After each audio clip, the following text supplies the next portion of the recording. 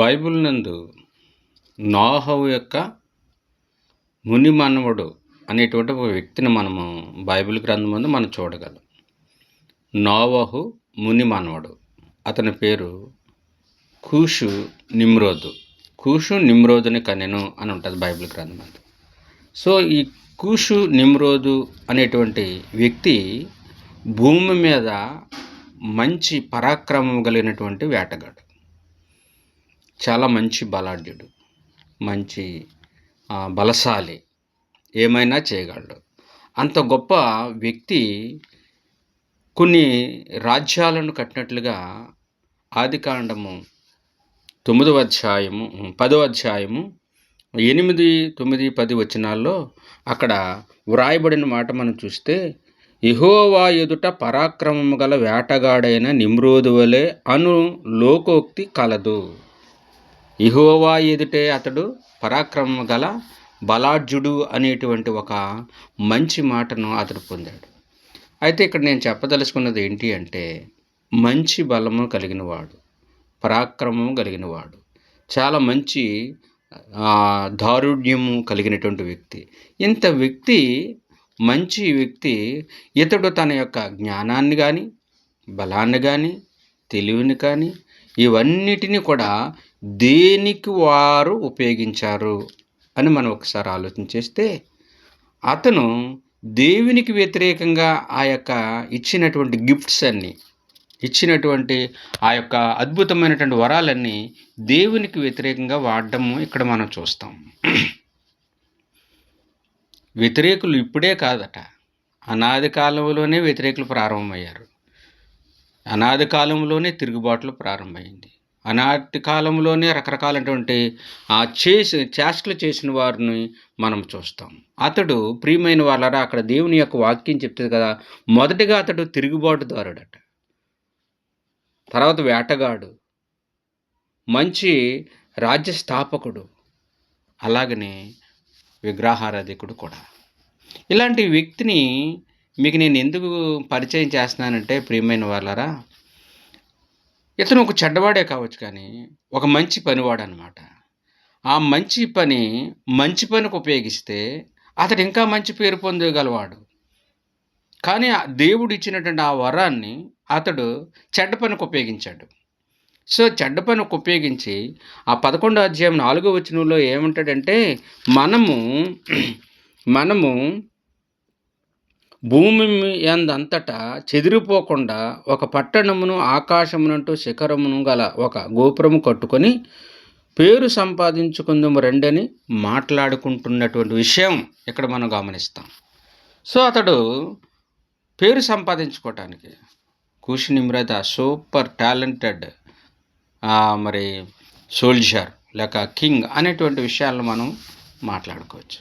నా ప్రియమైన వాళ్ళరా, నిమ్రోదు స్థానములో ఒక మంచి సేవకుడు అనేటువంటి విషయాన్ని మనం చూస్తాం. పాస్టర్ గారు కావచ్చు, ఇంకోటి ఎవరైనా, లేదా దేవుని సువార్థికుడు కావచ్చు, లేదు దేవుని యొక్క యాచకుడు కావచ్చు, ఎవరినైనా ఒక వ్యక్తిని మనం పెట్టుకుని మనం చూస్తే, అతను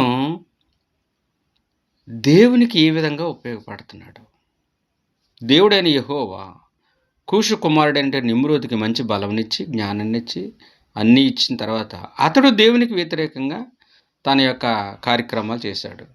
ఇప్పుడు ప్రస్తుత దినాలలో మనము కూడా ప్రియమైన వాళ్ళరా, దేవుడు మనకి కూడా అన్ని సదుపాయాలు ఇచ్చాడు, జ్ఞానం ఇచ్చాడు, తెలివినిచ్చాడు, డబ్బునిచ్చాడు, ఇల్లు, భార్య, బిడ్డలు, కుటుంబాన్ని ఇచ్చాడు, ఇవన్నీ ఇచ్చాడు. మరి సేవ చేయడానికి మనం వచ్చాము, సేవ చేస్తున్నాం. అయితే మంచి సేవ చేయలేకపోతున్నాం. నిమ్రోదు దేవుడిచ్చినటువంటి బలముతో దేవునికి వ్యతిరేకంగా చేసాడేమో, కానీ అతడు చేసిన పని అంతా స్ట్రాంగ్ అయినటువంటి పని చేశాడు. కానీ మనము దేవునిలో ఉంటూ దేవుని యొక్క పరువు తీసేస్తూ ఉన్నాం. చాలా బాధాకరమైన విషయం. బైబిల్ గ్రంథంలో ఇక్కడ అంటాడు కదా, చూడండి, 2వ దశలోనికైల పత్రిక గ్రంథం 3:6 అంటాడు కదా, ఏమంటాడంటే, కొంతమంది వ్యక్తుల దగ్గర నుంచి తొలగిపోండి అని మాట్లాడతాడు. అపోస్తలుడైన పౌలు. తొలగిపోండి. కొంతమంది మంచోళ్ళు లేరు. తొలగిపోండి అక్కడి నుంచి. ఎందుకంటే మంచి కార్యక్రమాలు చేసేవారే దేవుడికి కావాలి. చెడ్డ కార్యక్రమాలు చేసేవారు దేవుడికి అవసరం లేదు. కొలసీ పత్రిక 3:1 మీరు పైనున్న వాటిని వెదకండి. పైనున్న వాటిని వెదకండి. భూ సంబంధమైన వాటి యందు మీరు మనసు పెట్టకండి అని చెప్పాడు. ఇప్పుడు రమారమి క్రైస్తవ్యం ఈ కోవలోకి వెళ్ళిపోతా ఉంది. మన మైండ్ భూ సంబంధంగానే ఉంది. మన మనసు భూ సంబంధంగానే ఉంది. మన ఆలోచనలు భూ సంబంధంగానే ఉన్నాయి. మన మాటలు భూ సంబంధంగానే ఉన్నాయి. మన యొక్క మరి ప్రణాళికలు భూ సంబంధమైన వాటిగానే ఉన్నాయి. ఇవన్నీ భూ సంబంధమైన వాటిగా ఉంటూ ఉంటూ ఉంటూ ఉంటూ దేవుని సేవ ఎలా చేయగలమండి మనం? Just think one minute. ఇవన్నీ ఉంటూ దేవుని సేవ ఎలా చేయగలము? చాలామంది చేస్తున్నారు. నిజంగా ఆశ్చర్యం ఏంటంటే చాలామంది గొప్ప సేవ చేసేద్దాం అనుకుంటున్నారు. గొప్ప సేవ చేస్తున్నారు అనుకుంటున్నారు. కానీ 1 తిమోతి పత్రిక 1:19 అపోస్తలుడైన పౌలు తిమోతికి చెప్తే ఏమంటే, కొందరు చెడిపోయి ఉన్నారు అని చెప్తాడు. తిమోతి జాగ్రత్త, సువార్తకు వెళ్తున్నావు, పరిచర్యకు వెళ్తున్నావు, దేవుని యొక్క వాక్యం ప్రకటించడానికి వెళ్తున్నావు, చాలా జాగ్రత్త, కొందరు చెడిపోయి ఉన్నారు. వాళ్ళ దగ్గర నుంచి నీవు దూరంగా పో, వారు చెడిపోయిన వారు అని బైబిల్ చెప్తుంది. కాబట్టి ఇక్కడ బైబిల్లో ఉన్నటువంటి విషయాన్ని నేను ఎక్కువగా చెప్పాలనుకోవట్లేదు, కానీ కొన్ని మాటలు చెప్పాలని ఆశపడతా ఉన్నాను. ఎందుకంటే సువార్తకు మనం వచ్చాం కదా, ప్రార్థన చేయడానికి వచ్చాం కదా, ఆత్మలను రక్షించడానికి వచ్చాం కదా, దేవుని యొక్క సన్నిధిలో కొంతమందిని పరలోక రాజ్యానికి సిద్ధపరచడానికి వచ్చాం కదా, కొందరిని మరి పాపం నుంచి లాగటానికి వచ్చాం కదా, కొందరిని అగ్నిలోంచి లాగటానికి వచ్చాం కదా. ఈ పని మనము కరెక్ట్గా చేయగలుగుతున్నామా దేవుడిచ్చినటువంటి బ్లెస్సింగ్స్తో? నోహో మునుమనుడైనటువంటి కూషు నిమ్రోదు అతనికి ఇచ్చినటువంటి బలముతో, తెలివితో, జ్ఞానముతో కొన్ని పట్టణాలు కట్టించాడు. దేవునికి వ్యతిరేకంగా బాబెలు గోపురాన్ని కట్టించాడు. అది వేరే విషయాన్ని పక్కన పెట్టినట్లయితే మనం ఎందుకు వచ్చాము?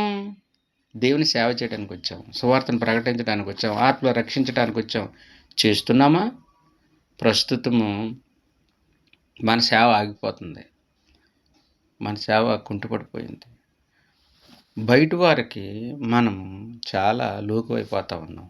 కాబట్టి ఒకరి మీద ఒకరు చెడ్డ మాటలు, ఒకరి మీద ఒకరు తిరుగుబాటు తత్వం, ఒకరి మీద ఒకరు హెచ్చింపు. ఈ ప్రస్తుత కాలంలో ఒక పెద్ద జబ్బు వచ్చి పడ్డది. ఏంటో తెలుసా జబ్బు? మనకి 2019లో ఒక పెద్ద జబ్బు వచ్చింది. ఏంటది? కరోనా వచ్చినప్పుడు చాలామంది చచ్చిపోయారు. అంతకుముందు కొన్ని సంవత్సరాల క్రితం ప్లేగు వ్యాధి ఒకటి వచ్చింది. అది కూడా చచ్చిపోయారు చాలామంది. సో ఇంకా అక్కడక్కడ రకరకాలైనటువంటి వైరస్లు వస్తూ ఉన్నాయి. ఇప్పుడు వచ్చినటువంటి వైరస్ వీటన్నిటికంటే డేంజర్ అయినటువంటి వైరస్ ఏంటది? కుర్చీ కావాలి. That is the virus. కుర్చీ కావాలి ప్రతి ఒక్కడికి. లోకస్తులకి అదే మైండ్ ఉంది, మనకి అదే మైండ్ ఉంది. కుర్చీ కావాలి, అధికారం కావాలి, ప్రెసిడెంట్షిప్ కావాలి. దాని గురించి ఎంత గడ్డైనా కరిచేస్తూ ఉన్నాం. ఏమండి? అది కాదు కదా మనం, అందుకు కాదు కదండి మనం వచ్చింది. అధ్యక్షుడైన వాడు నిందారహితుడిగా ఉండాలి. అధ్యక్షుడైన వాడు ముక్కుపై ఉండకూడదు. అధ్యక్షుడైన వాడు ఏకపత్ని పురుషుడై ఉండాలి. అధ్యక్షుడైన వాడు మితానుభవుడై ఉండాలి. అధ్యక్షుడైన వాడు కొట్టువాడు కాకుండా ఉండాలి. జగడం ఆడనివాడిగా ఉండాలి. కానీ ఇప్పుడు ప్రతి దాంట్లో కూడా ప్రతి సేవకుడు కానీ, సంఘం కానీ, సంఘంలో ఉన్న మనుషులు కానీ ఇవన్నీ ఎక్కువైపోతూ ఉన్నాయి.